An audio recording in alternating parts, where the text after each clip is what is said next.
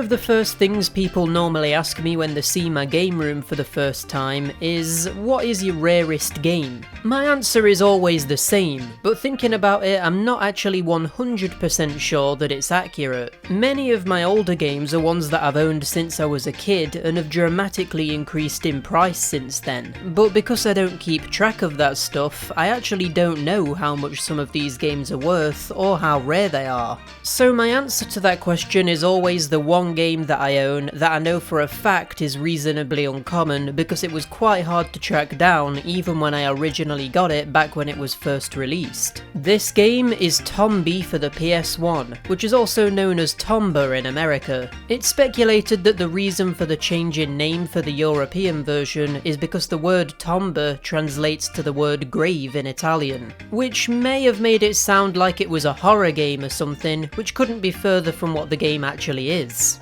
Like many people, my first experience with Tombi was actually with a demo disc called Winter Releases 98, and I still to this day own the demo version of the game too. After loving the demo and replaying it again and again, I asked my granddad for the full game for Christmas of that year, and I have no idea how he managed to track it down, but he somehow pulled it off, and it's been part of my game collection ever since.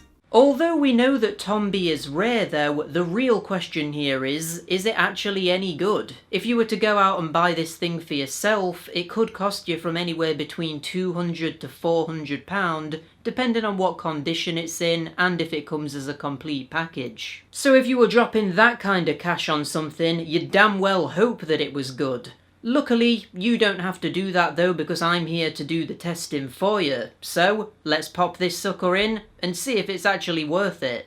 Tombi was developed by an extremely short-lived company called Whoopee Camp. This team was created by Tokuro Fujiwara, who was previously working with Capcom and was the producer on several incredibly popular titles. This guy worked on DuckTales for the NES, several Mega Man games, and even the first Resident Evil. He clearly knew how to make video games, and it was pretty brave of him to leave Capcom behind in the way that he did, seemingly because he wanted to make his own project free from the shackles of a big publisher. Even though Sony Computer Entertainment ended up publishing Tombi, I get the impression that Whoopee Camp was given much more creative control over the game than they would have working with Capcom, but that's just speculation on my part. Tombi opens up with an extremely impressive looking animated FMV cutscene. This thing makes me wish we had gotten some kind of Tombi anime or something, because this looks amazing and has aged extremely well. Basically, the story here is that Tombi is a kid who's sort of a bit feral, almost like a Tarzan type character, only with bright pink hair. He seems to be a bit of a nomad and simply explores the world looking for things to eat. He comes across a group of evil pigs that are stealing something from a wagon and tries to stop them by scaring them away, but ends up getting knocked out and having his golden bracelet stolen by the pigs. When he wakes up, he notices the missing bracelet and sets off to find the pigs and get his bracelet back. I like this setup because it presents us with a little bit of intrigue. It makes us ask some questions about the game's story, like where did the evil pigs come from, why are they stealing things, why did they want Tombi's bracelet, and why did Tombi have a bracelet in the first place? All of these questions get answered as we play through the game, and later on, the plot is developed a little bit further as well in order to raise the stakes to make you want to actually finish playing it. It's pretty good. An interesting bit of trivia for you now, the opening of the game actually has 3 different versions depending on if you're playing the American, European or Japanese version. The original Japanese version has a song called Paradise by Tokyo Q Channel in the background, and it doesn't feature any sound effects. The American version has an instrumental version of the same song and has all of the sound effects present, while the European version has a completely different song in the background called No Sweat by a band called North and South. Weirdly, this song was also used as the theme of a British TV show called No Sweat, which chronicled the exploits of the band behind the track as they released the first album and went on tour and stuff. Very strange how this song ended up being used in the opening for Tombi, but there we go. Here's a comparison between the original Japanese version and the European version. You'll see how they go for completely different tones, and yet they somehow both kinda work.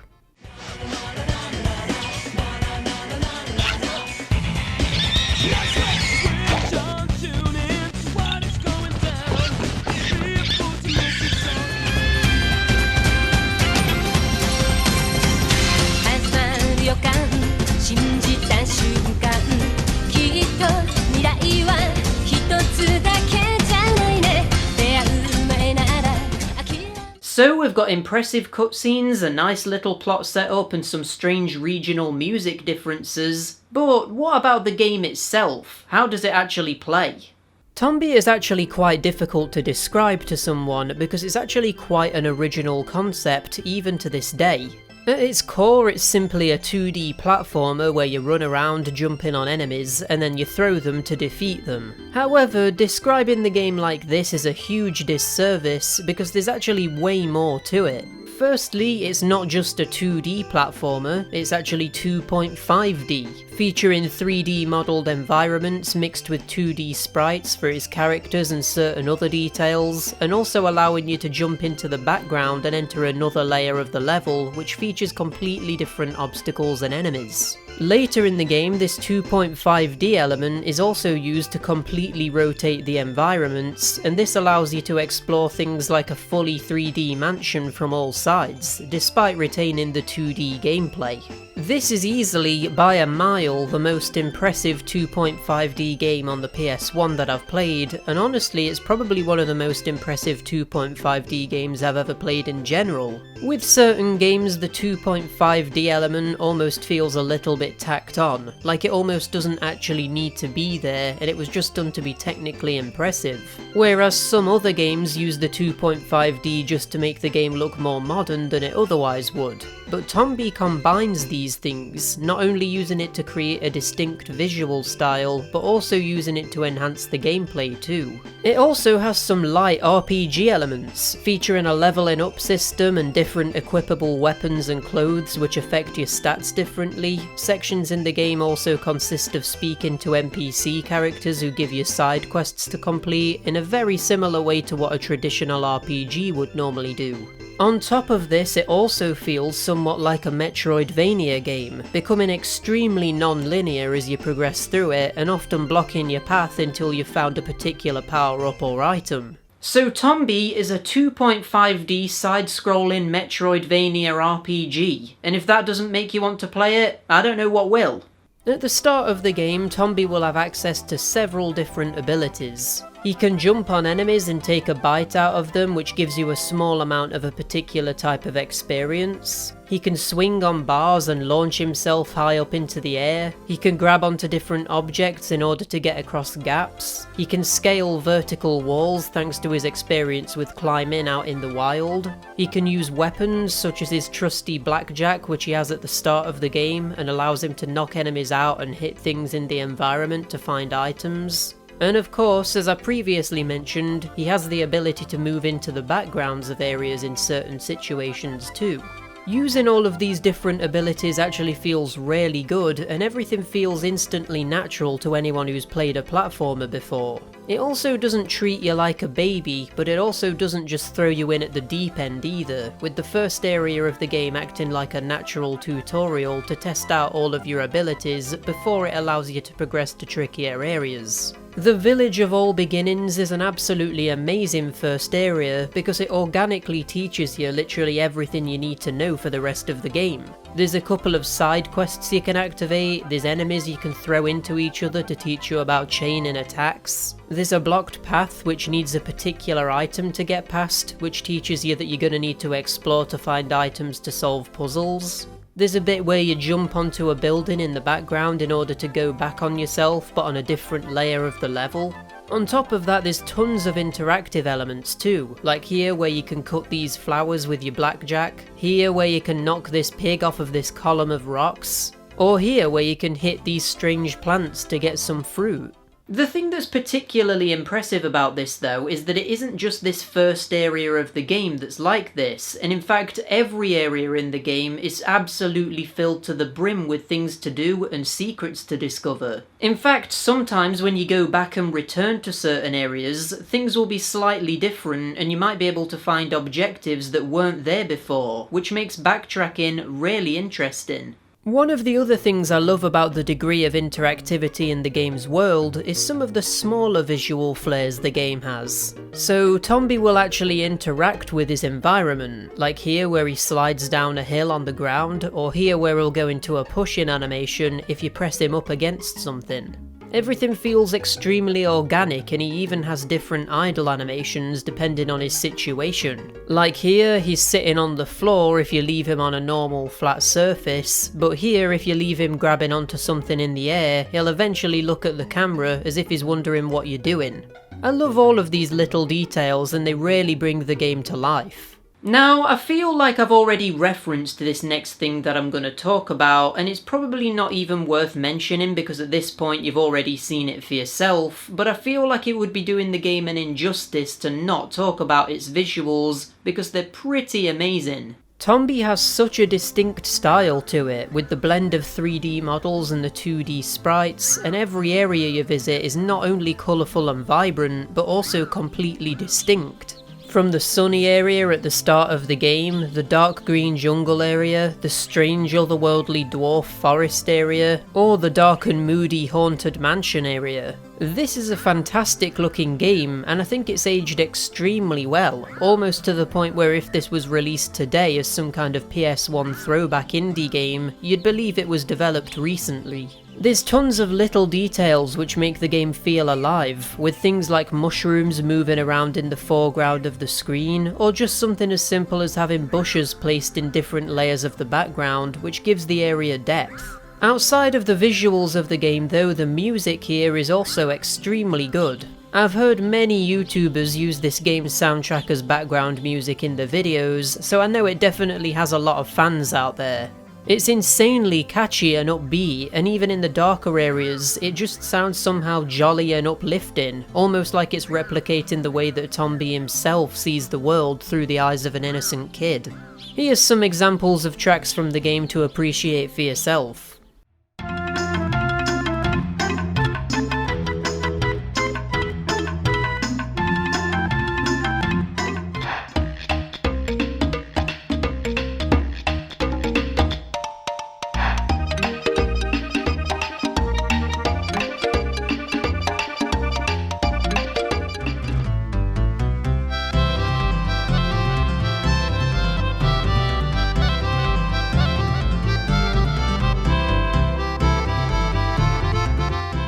If you're wondering why the soundtrack here is as good as it is, it's probably because it was composed by none other than Harumi Fujita, the same composer behind the Bionic Commando, Final Fight and Mega Man 3 soundtracks. I think it's about time now that we talk about what the actual objective of the game is. So, as we know, we're looking for our bracelet that was stolen by some pigs. After playing through the start of the game, we come to the 100-year-old man, who gives us a bit more information about the bigger picture. It turns out that the pigs at the start of the game were stealing gold because it's the source of power used by 7 evil pigs who have put curses on the 7 areas of the continent. The only way of stopping these powerful 7 evil pigs is by locating the corresponding 7 evil pig bags, then finding the 7 evil pig doors, and then trapping the pigs inside of the bags one by one, thus curing each of the areas of the game. So now that we have our main objective, how do we actually go about finding these evil pig bags and evil pig doors? Each of the 7 areas you visit will give you some kind of main quest line that you need to follow in order to find a pig bag. But these quests will often send you on a huge journey where you'll get sidetracked by other people who need your help, and you end up wrapped up in all sorts of weird situations. You'll be eating strange mushrooms to discover their emotion-altering effects. You'll be fixing a pump in order to get wine flowing to a nearby village. You'll be traversing a stormy mountain in order to find an elderly phoenix. You'll be finding a coconut bomb in order to blow up a door that's been rusted shut for years. The variety in objectives here is through the roof. Like I said earlier, this game features several mechanics that would normally be seen in an RPG. One of the main things is that there's actually full-on town areas you can explore, which change the camera perspective to an overhead view, once again adding to that blending of 2D and 3D perspectives. In these town areas you can walk around and talk to tons of different NPCs, which all have really charming and funny dialogue, and one of my favourite ongoing jokes is how many characters will point out how weird it is that you've got bright pink hair. There's also this bit I really liked, where you've been playing the game for quite a while and gathering quite a lot of items, and they actually bring attention to how you're actually carrying it all. And it turns out that Tombi has been eating everything and then regurgitating a particular item that he needs. This is just brilliant. I wonder if this is secretly what all video game characters do who carry tons of items with them. The side quests you given will often require you to explore areas and find particular items, and then use them in a certain way to either make a way forward or complete the objective you've been given to earn a reward, like a health upgrade or another useful item. Sometimes your objective is as simple as being told to go into the forest and rescue some captured dwarves. But then other times you'll need to do a bit of puzzle solving to work out what to do. Like for example here, a woman tells you that she's lost an important item in the forest, but when you go there, there's nothing to be found. So later on you get a bucket and notice that there's these water drops falling from these platforms. So maybe you can equip the bucket and fill it up with the water droplets? Yeah, you can. But then what do you do with a bucket of water? Well, if you were paying attention, you might recall that there was a little campfire in the forest, so using the bucket of water on that will allow you to pick up a roasted yam, and then taking this back to the woman will complete your quest, with this yam being the important object that she had lost. By the way, I had absolutely no idea what a yam even was as a kid, because it's not something that we typically have here in the UK. But it turns out that yams are somewhat similar to a sweet potato. Who knew? One of the things that I like about the way that you use items in Tombi is that you actually manually have to go into the inventory screen and use the items for yourself. If the game had just done this automatically every time you needed an item, then there wouldn't really have been that puzzle element that's there. I appreciate that the developers actually trusted the players enough to figure this stuff out for themselves, and I feel like it adds another element into the gameplay. With the more complicated puzzles though, there are very often NPCs to talk to that will give you some kind of hint. Like this guy who will say that you need to use the grapple to get through the lava caves, and stuff like that. So it doesn't ever become too complicated to solve anything on your own, providing that you explore everywhere and are reasonably thorough. Earlier in the video I referred to Tombi as being a bit like a Metroidvania, and at the start of the game it might not really be apparent what I mean by this. But as you progress through the game, you'll find yourself opening shortcuts back to previous areas and unlocking new abilities which allow you to take alternate routes through areas to access new places. Honestly, I think that the way that Tombi's world is constantly looping back on itself to allow you to get to any previous area with ease is one of its strongest points. It makes the world feel so interconnected and like it's a real place, and you'll find yourself creating this massive map in your mind as you go through it. And what's weird is that you don't picture the world as being 2D either. With the way that you enter town areas where the camera perspective changes, as well as showing Tombi moving backwards and forwards through certain doorways, it feels like a fully realised 3D world without being 3D. It's seriously impressive. After completing a main quest in the game, you'll be given a certain colour of pig bag, which will allow you to see and enter a pig door hidden somewhere in the world. These are always placed in areas that you'll be revisiting a lot, so I doubt that you'd miss any of them, especially if you're talking to everyone and doing all of the side quests. Entering a pig door activates a boss fight against one of the 7 evil pigs, and these boss battles are actually one of the weaker elements of the game. The reason for this is that the combat in general is pretty underbaked. Almost every single enemy can be beaten just by jumping on it and then throwing it. There's very few enemies in the game that require any more tactics than that.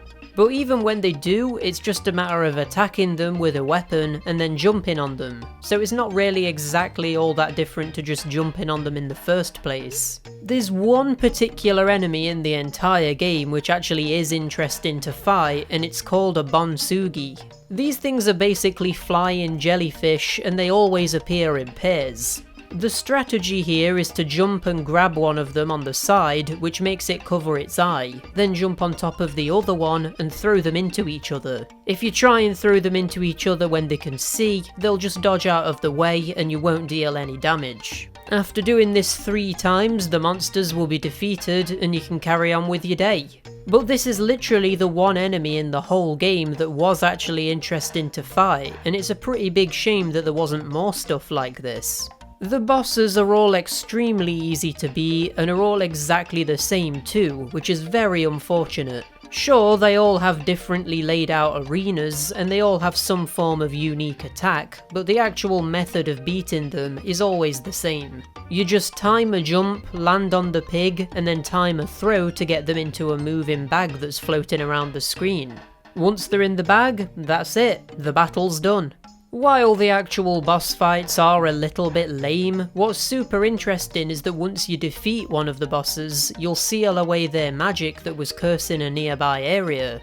Every evil pig's magic does something completely different to each area. So one pig transforms the trees and flowers in the dwarf forest into having these weird bulbs on them, rather than the vibrant flowers that they used to have. Another pig's magic has made the Phoenix's mountain uncontrollably windy and difficult to navigate, and another pig's magic has sent the haunted mansion into darkness, which has made loads of bird enemies appear. The thing that's so great about this though is that once you've sealed away a particular pig, you can revisit the area that you've cured, and it's actually completely different. Not only visually, but the music is even different, and there's sometimes new NPCs to talk to who will give you new quests. Certain areas can also be explored more thoroughly, like the Phoenix Mountain, which you can now go through without the wind blasting you all about the place, and you can get to areas that you couldn't before. This is really awesome because it feels like you're actually having a significant effect on the world, whereas I feel like in other games, this impact would be shown in cutscenes, but you wouldn't actually get to see it firsthand in the gameplay. An added side effect of the combat being a little bit lacking though is that you don't actually get to properly utilise the weapons that you pick up in the game. There's actually quite a few weapons too, from the blackjack, wooden boomerang, stone boomerang, grapple jack, and even some magical abilities like with the Jewel of Fire. This all sounds cool, but because the easiest way of defeating enemies is just to jump on them, you never really end up using these weapons. This is a huge shame considering that they could have had enemies that were weak to certain weapons, or that needed to be hit from behind with a boomerang or something, but nothing like this exists. And it ends up making the weapons feel a little bit redundant and all too similar because they all function identically. Another huge issue here is that I feel like the pacing of the game becomes a little bit broken towards the end. It almost feels like there was supposed to be one or two more areas than what there actually were. There's an absolute ton of items and weapons that you get extremely close to the end of the game, but because you get them so late, there's no way that you're going to actually get any use out of them. I hardly even used the flash pants, which increase both your speed and jump height, and I literally didn't use the iron boomerang, jewel of wind, sacred fish, or psychic fish a single time in the whole game. I just got them so late, and it's a shame that you don't acquire these earlier or have some kind of other use for them. At first, getting new items and weapons feels awesome, because each one is quite a significant upgrade or opens up new movement options. Like with the grapple, which allows you to swing on certain surfaces, or the funky parasol, which slows your descent when you jump, making traversing the platform in heavy sections much easier. So it's a shame when this feeling is lost later into the game, because there's not enough time to properly utilise everything. Basically, to sum up everything that we've talked about here, the game needed a much more complex combat system with more variety in enemies, and it also needed to cut down the amount of weapons and items you unlocked, or at least made it so that you unlocked them earlier in the game. Just doing these two things would have solved most of this game's problems, but unfortunately there is one more issue with the game that's potentially a little bit more game-breaking. While the vast majority of the quests are really great because they give you enough information to work everything out on your own, I do have to admit that there's a few moments where I feel like the game is either too cryptic or straight up misinforms you, leading to spending a very long time on a wild goose chase. One such quest is here, where after you've cured the haunted mansion, loads of thieves will move in, and one of them says that they've lost the boss's treasure and needs you to retrieve it for them, saying that they dropped it over there. Obviously, the implication here is that they dropped it in the immediate area. Maybe it fell into a side room or something, but it's definitely implied that it's close. However, it turns out that it's nowhere near the haunted mansion, and it's in a completely different location altogether, several areas away from your current location. I'll be honest, I spent a very long time looking for this, and eventually I just gave up and then happened to come across it by complete fluke in the lava caves. There's also this, where you're told to fill up a bottle with tears from a flower that doesn't ever bloom in the mushroom forest. So you go around the area walking up to every one of these flower enemies, trying to find the exact one that doesn't open, and you'll never find it. That's because the flower that you're actually looking for is one that's in the background, and it's also really low down too, so you wouldn't come across it by chance. Yeah, the flower is a different colour to the others, but the fact that it's so out of the way, and the fact that I feel like it's implied that it's one of the main flower enemies you're looking for, is a bit annoying. It could have just have given you a slight bit more detail, and this could have been avoided. There's also this section, which is interesting because it's the only vehicle segment in the entire game. Here you have to race a cart to the finish line and get a gold medal by reaching the end in less than 25 seconds. I mean, that sounds easy enough, right? 25 seconds to get through this course? Let's go for it.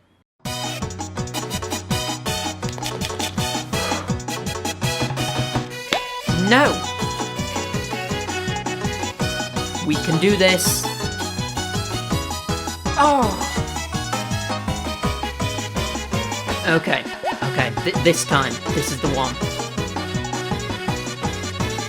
No! Please. Please! Okay, this has gotta be the one, come on.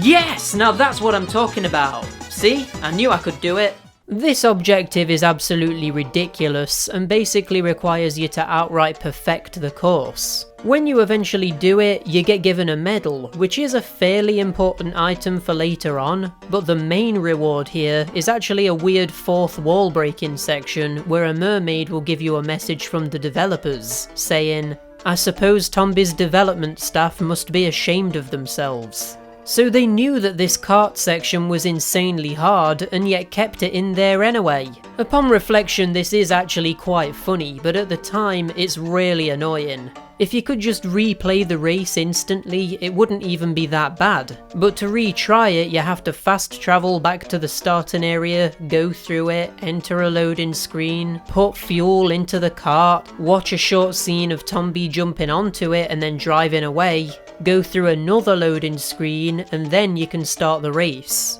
Now picture doing that over and over again for about an hour, and you'll see why it's so annoying. I kinda wish that this would have just have been a secret that wasn't tied to an objective, because that would have been completely acceptable and would have meant that it was more hidden too. In my opinion though, one of the absolute worst quests of the game is actually the very last one, just before you beat the final boss. I would say that there's spoilers ahead, but honestly there's not much of a story going on here. It's very straightforward at this point, and you can probably guess how it ends based on the initial premise. So at the end of the game you capture the 7 evil pigs and come to this doorway which is now open. It turns out that there's an 8th evil pig who's in charge of everything, and he teleports the captured evil pigs away, sealing the doorway once again. It turns out though that all Tombi needs is 7 of the friends he's made on his journey to stand on these plinths, and it will reopen the door even without the 7 evil pigs being there. Now you'd expect that this means that you have to go back through the game and talk to all of the major characters that you've met and get them to help you, right? This is exactly what I thought, and I was actually thinking at the time that this is a pretty awesome way to end the game. Getting together all of the friends you've made throughout the whole game and having them help you to defeat the final boss. It sounds pretty epic on paper and is a nice reward for helping out all of the inhabitants of the world. This premise, though, is straight up ruined by the fact that not a single one of the NPCs that you need to talk to get help from are major characters. Throughout the game, there's been a monkey called Charles who teaches you new abilities like the animal dash and how to swim. There's been a character called Jan who has been playing hide and seek with you for the entire game. There's been a thief who has loads of side quests involving him breaking out from his prison in the dwarf village. There's the 100-year-old man who can heal you throughout the game and is the one who originally tells you about the evil pigs in the first place. There's the dwarf elder who you help by saving his forest and finding the missing dwarves. There's a witch who you can retrieve items for, help to make a candy concoction and give medicine to when she gets a cold. There's also the 1,000 and 10,000 year old men who give you different objectives throughout the game too. And worst of all, there's the 1,000,000-year-old man who is literally stood right there next to the plinths, but he refuses to stand on one himself for some reason. Like, just get on one of these plinths and stop being lazy.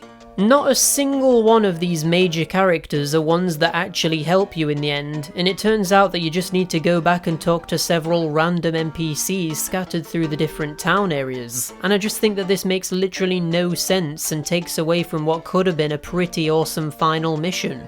Instead of it being a case of getting all of your friends together for one final fight, instead it's just gathering a group of randoms who you don't even remember interacting with all that much. Outside of these select few quests that are either vague, annoying, or a missed opportunity though, every other quest in the game is really good, and you'd easily be able to do them all without having to resort to looking up a guide or anything like that. It is a shame that these couple of quests ruin it though, because they were so close to having every single quest in the game be really enjoyable.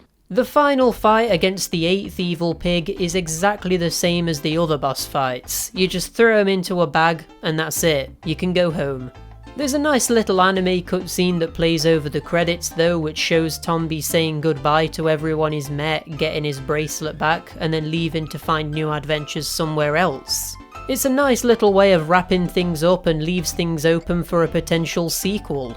This is definitely a game that's more about the journey than the destination, because the ending is actually quite abrupt and nothing unexpected happens or anything. But it's still quite nice, and I'm happy with the experience as a whole. So, what was next for Tombi? Well, he did actually get a sequel on the PS1 called Tombi 2 The Evil Swine Return, which was released 2 years after the original game. This was once again developed by Whoopee Camp and was actually the last game that they ever made. Now, I actually don't own Tombi 2 and I've actually never played it, and this is because I didn't actually find out that it existed until I was much older, and by that point it had increased in price. Unlike with the first game, I never had a demo of Tombi 2, and because it was released so late into the PS1's life cycle, I feel like it might not have been promoted quite as heavily. It's a massive shame too, because I would have loved to have played the sequel, but like I say, I just didn't know it existed. Tombi 2 isn't as rare as the first game, but it'll still set you back from between £150 to £200, meaning that realistically, I'm probably never gonna own the physical version of it. What's really annoying about this situation though is that both Tombi and Tombi 2 were available on the PS3 store as PlayStation Classics, but both of them have been recently removed, meaning that unless you already had purchased them, they're completely inaccessible. This absolutely sucks because I didn't ever buy them this way, and I can only hope that they were removed for a reason. This reason potentially being that they're going to be added to the PlayStation Plus Premium tier, which would allow you to play them on PS4 and PS5. But of course it is possible that they're just gone now and won't ever return digitally, effectively making them unobtainable through official means. It's not even just Tombi that's suffered here either. Klonoa Daughter Phantom Isle, another rarer PS1 game, has also been delisted from the PS3 store. And that's another one that I really wanted too. I really should have got these things when I had the chance. Overall, I really liked Tombi. It's not perfect or anything, at times you'll probably get lost and have no idea what you're supposed to be doing. There's several objectives that are probably a little bit too cryptic. The combat could have been much more complicated than what it is, and the end of the game almost feels a little bit rushed. However, the actual gameplay here is extremely original. Even today I've never really played another game like this, with it having a huge emphasis on exploration and having a vibrant, interesting and funny world to do this in. There's a ton of variety in objectives, there's a good sense of progression with you constantly unlocking new abilities, items and new areas to explore. There's a lot of funny dialogue which keeps you wanting to talk to all of the characters that you meet, and the graphics and music are just awesome. Every single area is jam-packed with detail and things to do, and I would say that this is an extremely high-tier PS1 game. The only issue with this situation is that despite me really liking Tombi, I can't really recommend that you go out and buy it for yourself, and that's because it's just so expensive. Even if it was the best game ever made, I would still struggle to recommend that you pick this up, because I don't know if any game is worth paying upwards of £300 for. However, what I will say is that although I don't recommend that you buy this game, I do recommend that you play it. And that means that you might just have to get a little bit creative with how you go about doing that, if you catch my drift. And with that being said, if you enjoyed this video, give it a like, subscribe to see more stuff like this coming soon, and leave a comment down below letting me know what the rarest game in your collection is, and if it's actually any good. Sometimes it feels like a lot of these rarer games actually turn out to not be very good, so it makes you question why they're rare in the first place, really. But luckily, Tombi is an example of a rare game that actually is good, so if you're a millionaire or something, you might want to pick it up. But with all of that having been said, I'll see you in the next video. Bye!